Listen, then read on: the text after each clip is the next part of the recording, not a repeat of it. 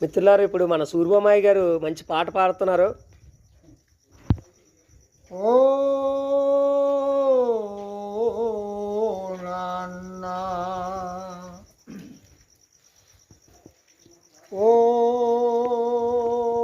నాన్న, నీ మనసే వెన్నా అమృతం కన్నా అది ఎంతో మిన్నా. ఓ నాన్న, ఓ నాన్న,